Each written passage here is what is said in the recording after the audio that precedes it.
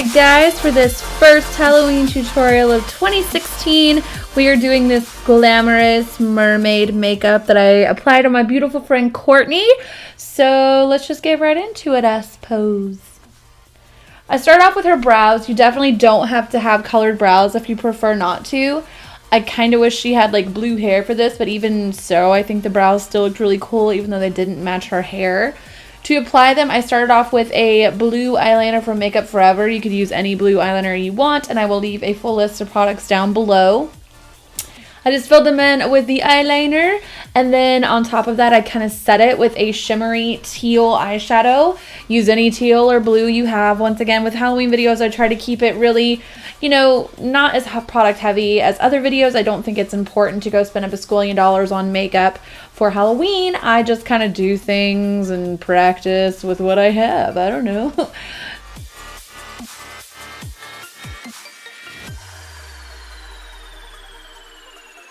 Once I finished with her eyebrows, I moved on to her eyeshadow. I'm just priming them now. As I say in every single video, make sure that you prime those peepers. It is definitely, my phone, sorry. It's definitely a step that you don't want to skip.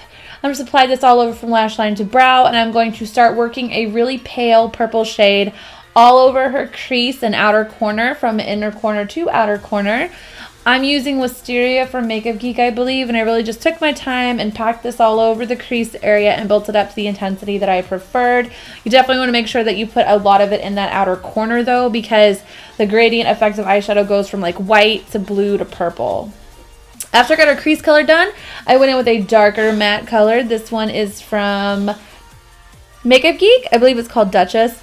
I'm just building this up in the outer corner, taking it slightly up into the crease area, but not too high. And after I lay it down, I will blend it out with a slightly fluffier brush just to make sure it is nice and smooth. Then I took a shimmery purple color. This is from the Urban Decay Electric palette. I can't remember the name of the color. I'll leave it down below. But I wanted to make sure that the color that I'm going to blend my blue into is shimmery, just a little bit easier to work with.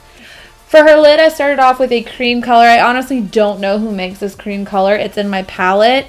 I want to say it's by Maybelline, but I could be wrong. Once again, use anything you have. Even a blue eyeliner would work. But after I applied it, I blended out the edges into the purple eyeshadow. And then on top of the blue cream shadow that I went in with, I'm going to lay a beautiful sparkly teal color from Makeup Forever all over it. But you could do this in any combination of colors that you want. And every time you lay down a color, you want to make sure that you're going back with your brushes to blend the two colors that are sitting next to each other into each other. This is a little bit different of a kind of smoky eye. I'm deepening up the outer corner because I just wanted to keep it really dark on the outer corner and fade into that really bright color on the inner corner. And as always, we are blending every step of the process. I added a little bit more because I felt like I kind of lost a little bit of it in the blending process with these kind of smoky eyes, which are kind of gradient from light to dark, inner corner to outer corner like this. You're just going to blend and add and blend. I'm adding a little bit more, well, not a little bit more, but I ended up going in with some black on the outer corner just to kind of give it a little bit more of a smoky effect out there. Now I'm just laying down a white shimmery shadow. This is Courtney's. It's an Urban Decay Moondust shadow. I'll have to ask her which one it was, but you can totally just lay down this white shade and that can be the end of it. It really depends on what you want. And as always, I'm going back and blending all my colors together every time I add another one. Another tip is you really want to make sure that you go through and like kind of touch up and make sure that your shadows are nice and pigmented every time you blend them out so you don't lose the overall effect.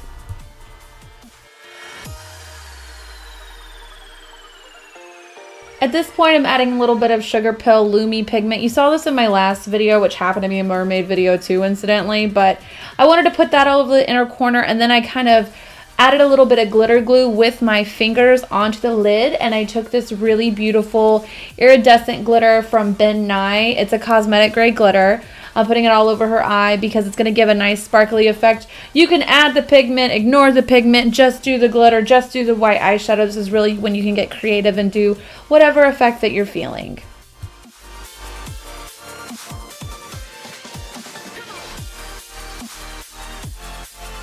Now I'm going to clean up all the eyeshadow and glitter around her eye area with a clean makeup wipe. I promise I'm being a lot more gentle with her than it looks like. When I'm watching this footage back, I'm like, dang, Whitney, chill.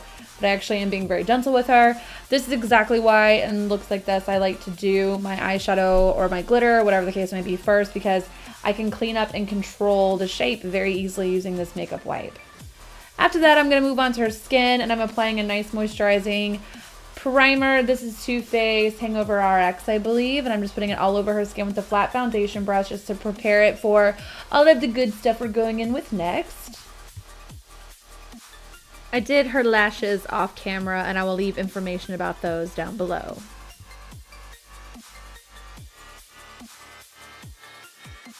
For her foundation, I'm going in with my Anastasia Beverly Hills cream foundation. She is my friend, which is why I'm applying it directly from the tube onto her skin. But if you had a client, you definitely need to scoop this out onto a palette first. I just wanted to go with something really glam and high coverage because she is a mermaid, so I want her to look really otherworldly and perfect. After I apply that with the actual stick itself, I will blend it out with a combination of a beauty blender and a brush. It just kind of depends on how I'm feeling. See, now I'm using a brush. I just kind of do things. I don't know why. They both worked out just fine to blend those, so really just use whatever you have.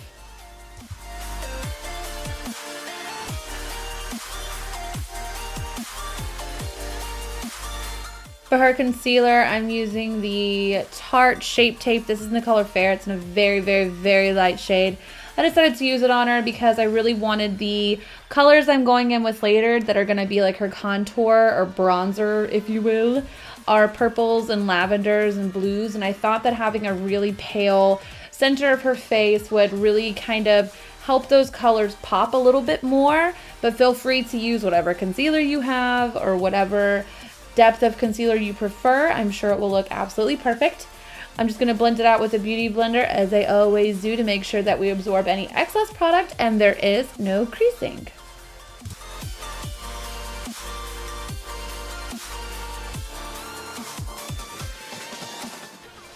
You definitely want to make sure that you're highlighting the center areas of the face if you are going to do a very intense highlight under the eyes. Otherwise, it can look really unbalanced. Makeup is all about symmetry, so if you have one part of your face that's really bright and the rest of it is kind of darker, it's very unflattering. So I always recommend evening out your highlight and make sure, once again, you blend it out with that beauty blender, girl. Do it.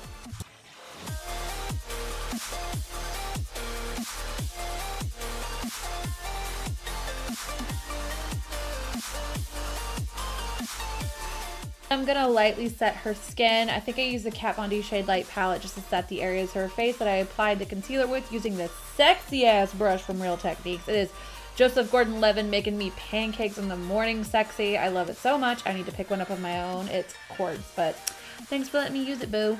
But I'm just going to lightly set the rest of her skin to make sure the powder products that I'm going to blend into her skin tone have a powdery texture to blend into instead of a creamy or satin one. That way they blend a lot better. And say goodbye to really chill, relaxed Courtney, because now, as you can tell, she's a little crunk dizzle because one of my best friends came over and we were all talking and goofing off, and Courtney is such a little, I don't know, she's just a little, she has got charisma, so just excuse it. But I'm applying a purple eyeshadow to the parameters of her face. This is Wisteria from Makeup Forever, not Makeup Forever, just kidding, Makeup Geek. Once again, use any light matte purple shade that you prefer, and I'm just using this to color the outer parts of her face. I'll do her cheekbones, kind of like the back of her cheekbones, and then I will take, yes, Courtney, tell that story, girl. I'm going to put it all over her jawline and down her neck. We went ahead and did her right side off camera, so excuse that, but I'm just going to replicate on the left side what I did on the right. I'm just going to blend this color up until I get it the shade that I want. You could get really crazy with it and do the entire arm, chest, neck area, but since this is the only part of her body you can really see because of the kind of lens I have, I figured I would just work the color to the parts of her body that you were actually going to be able to see. Side note, I really hope none of you guys could read lips because this conversation was not safe for work. Anyway, now I'm going to go ahead and kind of contour her cheek using a blue shadow from Sugar Pill. I will leave the name of it down below. It is a really nice matte blue, but it has just a hint of like a periwinkle undertone, so it blended really nicely in with the rest of her skin that already has that purple shade to it. I wanted her to look really ethereal and blue and purple and like a little bit of green were kind of the colors that I was interested in. I had her do this little flexing motion so that I could contour her clavicle bone, which is something you always want to do if you're doing chest makeup because it needs to look like there's actually shadows there. And I started adding a shimmery powder to the areas of her skin on her chest. I laid down the Pixi Glow Mist. By the way, guys, I picked it up. Aren't you proud? You told me that I should. And I'm applying this really pretty shimmery dust from Ben Nye. I will leave it down below, but it's a gorgeous, really fine, soft glitter. Any shimmery pigment you have will do. You could just use glitter or you could skip it all together. Then I am putting eyelash glue all over her neck, which is where I'm going to apply these glitter scale. They're not scales. It's just a craft glitter. I got it from Hobby Lobby. I typically am not team use craft glitter anywhere near you in terms of makeup, but since this is not going near her eyes, I wasn't worried about it. It's a beautiful, beautiful reflective, like, it looks like mermaid scales, doesn't it? It's gorgeous. I know a lot of people when they do a mermaid makeup, they do the whole pull a fishnet stocking over their head trick, but I wanted to do something a little bit different. I will say if you're doing this for actual Halloween night, I would use like a liquid latex, or even if you're feeling squirrely, a spirit glue to lay these down. They did come off a little bit, but not too much. Just, you know, word of the wise, you're gonna have to make it stick if you're gonna be dancing and sweating. Then I applied that shimmery color all over the parameters of her face that I laid down the purple and the blue. I used a fluffy brush from, I think this is Royal and Langnickel, just to kind of lightly disperse it all over the skin.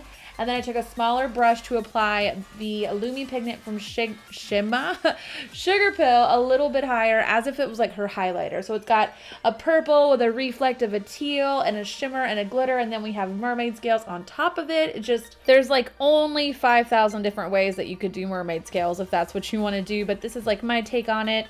I laid down the eyelash glue with a brush, and I just kind of patted the scales on with my fingers to make sure that they they were stuck where I wanted them to go.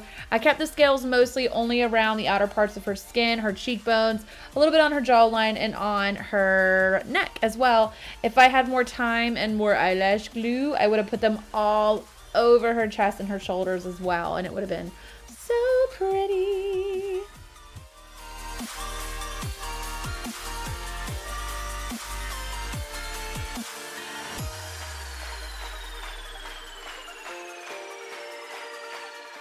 After that, I took some more of that eyelash glue and some Swarovski crystal elements. I will leave the exact like brand and everything down below. I get them at Hobby Lobby.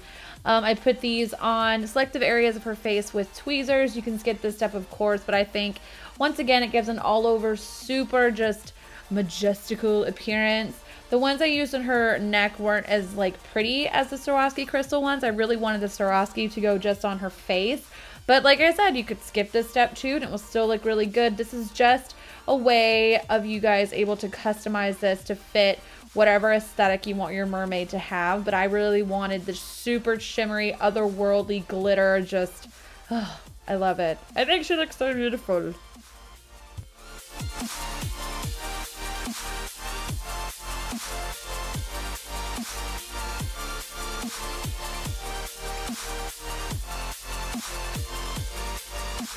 Now I'm just running a little bit of the dark purple shadow on the outer corner of her eye. I'm basically going to replicate on her lower lash line what I have on her lid. And don't mind her lips. I tried something that I just ended up hating, so that's why it's not included, but I will show you her actual lip at the end. All I did for her lip in this case was I put on a pink, kind of nude pink lipstick. I put a gloss on top, and then I took some of that Sugar Pill Lumi Pigment and put it in the middle. It has that weird frosty glittery, like, I don't know, it kind of looks like porn star-ish from 1985. I don't like it at all, but you don't have to do it. So anyway, I'm putting a baby lavender liner in her waterline, optional, but I wanted to keep her waterline bright, and I thought the purple was just a nice little fun touch. You really can't tell, but why not? And then I dusted some more of that Lumi Pigment in the corner of her eye just to brighten it up even further. I did mascara her bottom lashes. That didn't make the video, but I also took some of that Lumi Pigment and I used this to highlight the tip of her nose and the bridge of it as well. What actually ended up going on her lips was a combination of this lip liner, which is, I think it's Stripdown from MAC. Over top of it, I went in with Dose of Colors, and then I think I put a clear gloss, Dose of Colors Truffle, I'm so sorry. Over top of it was Dose of Colors Truffle, and then I put a gloss on top of it. But I'm not happy with the way her lip turned out. Once I had her take all that other lipstick off, it made the surrounding areas of her mouth really pink, and I couldn't get it quite right. But I decided I want the lip to be super, super nude, or nude as much as nude as I'm comfortable with, because I didn't want to compete with anything else we had going on. I think it looks great. I think she is beautiful. I think she's the most beautiful mermaid I ever saw in my whole life. And I also think that I would love to see if you guys do any recreations of this mermaid look, or even your own mermaid look for Halloween. I hope you guys enjoyed this video. Please stay tuned to see more videos from me for this Halloween season. Thumbs up if you do enjoy it, subscribe, and check the down bar for links to all the products I talk about. I hope you guys are having an absolutely amazing day. I love you more than you will ever know. Bye!